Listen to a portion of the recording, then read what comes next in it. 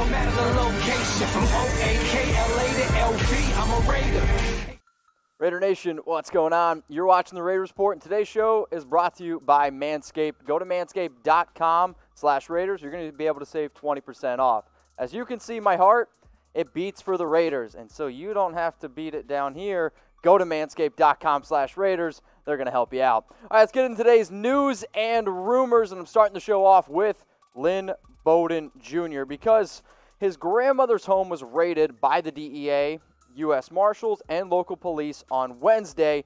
And even though that they did have some, we'll say evidence of guns and a load of those assault rifles, it looks like Bowden was kind of in the wrong place at the wrong time. So he was, handcuffed on the porch, which is kind of a photo that went a little bit viral. Luckily, no arrests were made, and this is an ongoing investigation. So as soon as I get an update, I promise I'll let you all know.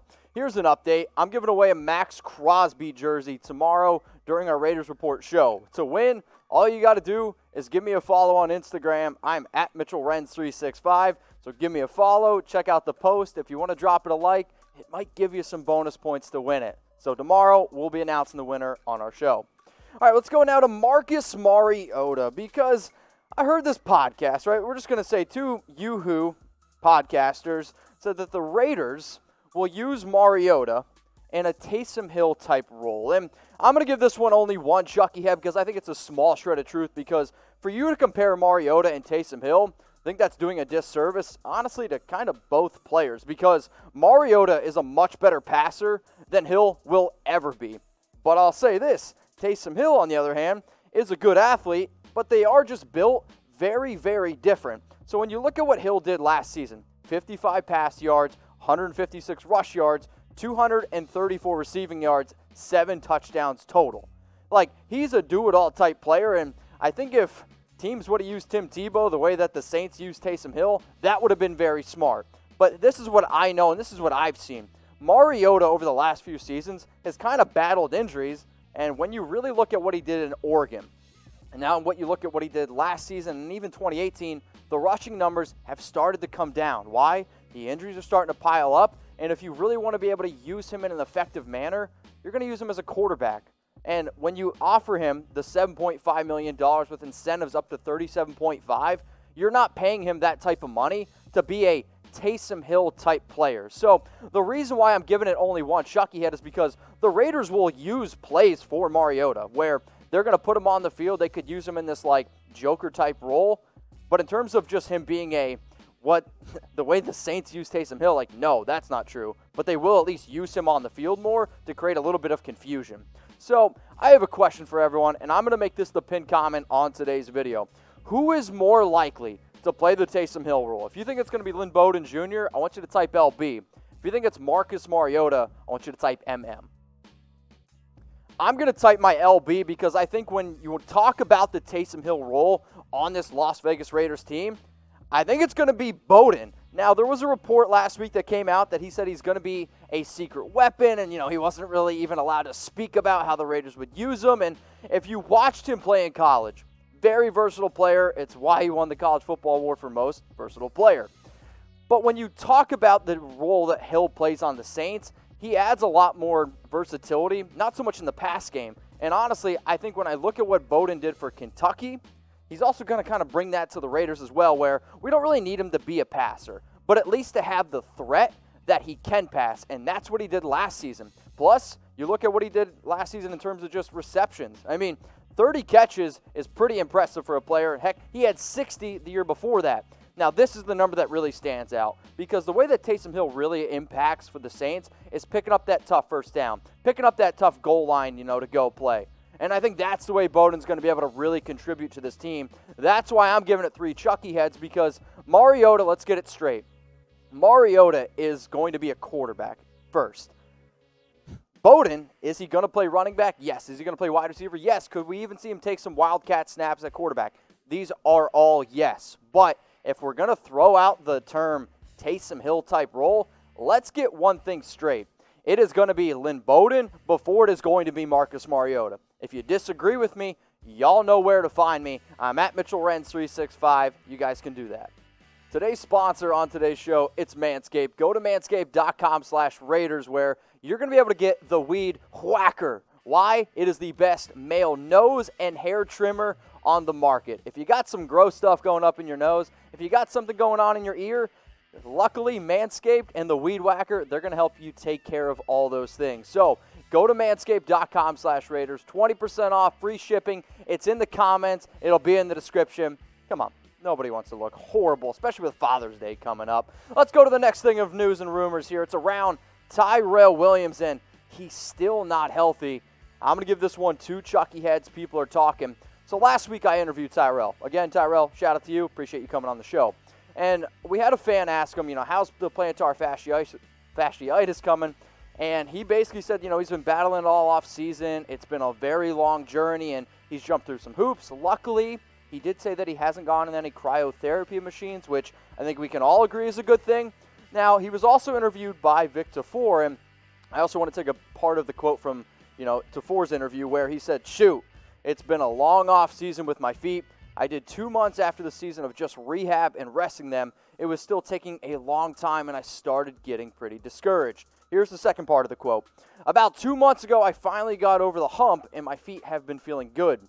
So I still feel a little bit, but compared to what I had, it's nothing to what I was going through during the season." And I am a little bit worried, I'll be honest, that he is still dealing with at least some sort of discomfort with his feet. Because, let's face it, here's his 2019 stats. That only tells part of the story. Because when he was fully healthy, he was actually very good for this team with 307 yards, 5 touchdowns in his first 5 games. But when he really started to kind of get injured in that Week 5 game against the Chicago Bears, and then it was kind of downhill for them from then. And I think one of the reasons why I am most worried about this injury is because when you hear a lot of athletes talk about the plantar fasciitis, it doesn't go away. So for me, I am definitely concerned for Tyrell and for the Raiders because we are a much better football team with them.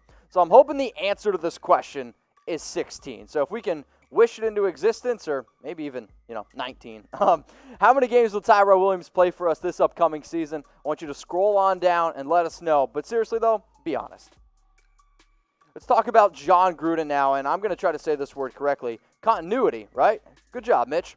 So that's going to be the word on today's show. Not, knock on wood if you're with me, but Gruden, he said this. Continuity is a word that we'd like to live by, and it's something that we've struggled to do. And if you've been a Raiders fan for long enough, you know that, yes, this one's for Chucky Heads, believe it, baby. Now, why is continuity so important? Because when you look at a lot of other football teams, when you look at a lot of other successful teams, they have players buying into a system. And Gruden, hey, I want to be successful. I want to have some winning seasons. So before I show you the 8 players that have still been on the Raiders team since 2018, we're doing a news and rumor show. And if you want to stay up to date with the latest news, rumors, and if you like live shows where Tuesdays we have fun, Fridays is like a live happy hour, I want you to hit that subscribe button. I'm trying to get to 50K subscribers by the end of the month. So please click that big red button. All right, let's go to the players now that have been with the team since 2018. And like I said, it's only 8. So think about that. 8 players of about 93 currently. That's not a lot. So obviously, you got Carr, Richard, Hudson, Gabe Jackson. But then some backups where David Sharp, Nicholas Morrow could play a little bit of starting roles as well, Markel Lee, and then Eric Harris. Either way, if you want to be able to build forward to win that Super Bowl, I do think continuity is important. So here's a quote from Gruden on continuity. Hopefully, these guys can play together for 4 or 5 years, and that's when I've seen teams really take off and become competitive, really competitive when they have some continuity. Now, he's kind of talking about some of the younger players that we brought in, right? I mean, we had a great 2019 draft class. We had guys like Max, guys like Josh, Cleveland Ferrell. You're seeing a lot of these players do things that I don't really know if a lot of other teams are doing, and what do I mean by that exactly? I think players are starting to buy into what we're doing. And I've talked to Max before. He said that he wants to be a Raider for life. And seriously, tell me how many other football teams have their young players going out and getting Raiders tattoos? Now, Max is probably has the best one because it's the one that we can really see the best. But then also, Cleveland just got his. Josh Jacobs just got his. These players are buying into what we're doing, and that's really what I think you can see, a little bit of a culture change.